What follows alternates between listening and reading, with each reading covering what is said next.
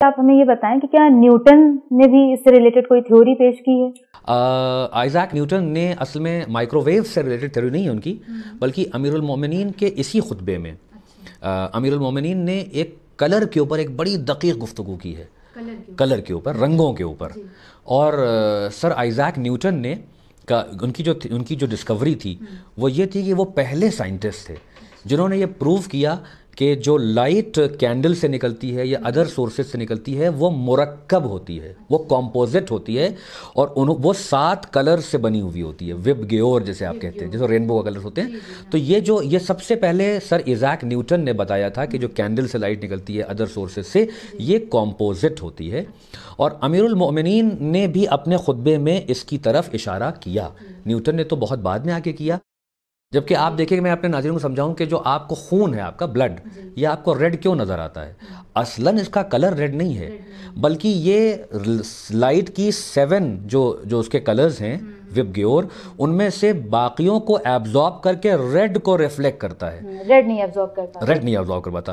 عام آپ کو ہرا دکھتا ہے کیونکہ وہ باقی چیزوں کو ایبزارب کر کے ہرے کو ریفلیکٹ کرتا ہے، لیکن یہی آم پیلا دکھنے لگتا ہے جب اس کے اندر فرکٹوز بڑھ جاتا ہے، تو اس کا وہ جو ہے وہ سب کو ایبزارب کر لیتا ہے، اب وہ یلو کو نہیں کر پاتا ہے.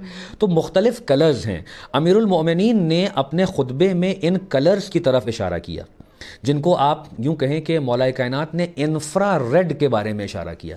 آج انفرا ریڈ کے اوپر بہت سی ٹیکنالوجیز انفرا ریڈ پر بیسڈ ہیں.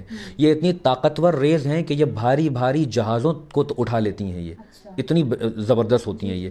اور یہ امیر المومنین نے ان کے لیے جو ٹرم یوز کیا ہے وہ انویزیبل کلر یوز کیا ہے، ریڈ کے نیچے انفرا ریڈ. تو میں اپنے ناظرین کے لیے بتاؤں کہ جنہوں نے سب سے پہلے اس ٹرم کو کوائن کیا وہ ولیم ہرشل تھے، ایک سائنٹسٹ تھے جنہوں نے یعنی 18 سینچری میں، بلکہ 19 سینچری کے شروع میں اس کو کوائن کیا. تو ایک طرف ولیم ہرشل ہیں جن کو جو ہے وہ سپورٹ تھا برٹش گورنمنٹ کا، ان کو اسپانسرشپ، وہ اسپانسرڈ تھے، ان کے پاس عیش و آرام تھا، سب کچھ تھا، لیب تھا، ایکسپیریمنٹ تھا. ایک طرف وہ الہی معلم تھا کہ جس کے پاس نہ کوئی لیب ہے، نہ وہ محتاج لیب ہے، نہ وہ محتاج آلات ہے، بلکہ وہ جو کہتا ہے وہ حق و حقیقت ہوتا ہے، وہ سائنس کا انمٹ پرنسپل ہوتا ہے کہ وہ جو کہہ دیں گے وہی حق ہے، اس کے علاوہ کچھ نہیں ہو سکتا. چاہے سائنٹسٹ 1000 مرتبہ ایکسپیریمنٹ کر کے سر پٹک کے آئیں، وہ امیر المومنین ہی کے در پر آئیں گے، جو انہوں نے کہا تھا وہی ثابت ہو کے رہے گا. تو مولا کہتے ہیں کہ انویزیبل کلر، یہ جو انویزیبل کلر ہے یہ اتنا سوفسٹیکیٹڈ ٹرم ہے کہ جو امیر المومنین نے اپنے خطبے میں ارشاد فرمایا. جی اچھا ڈاکٹر صاحب، ہم چاہیں گے کہ یہ جو آپ نے کلرز کے بارے میں بتایا ہے تو اس کا ایک ایگزیکٹ کوڈ بتا دیں امام علی علیہ السلام کا، تاکہ اگر ہمارے ناظرین اس کو جاننا چاہیں، پڑھنا چاہیں تو ان کے لیے آسانی ہو. یہ خطبہ نمبر 63 ہے نہج البلاغہ میں، جس میں مولا کہہ رہے ہیں کہ اللہ کے علاوہ ہر دیکھنے والا چھپے رنگوں اور لطیف جسموں کے دیکھنے سے نابینا ہوتا ہے. تو اب یہاں دیکھیے مولا نے چھپے رنگ، ہڈن کلرز کو بتایا. یہ ہڈن کلرز جو ہیں یہ اشارہ ہے انفرا ریڈ کی طرف، کیونکہ انفرا ریڈ جو ہے وہ دکھتی نہیں ہے.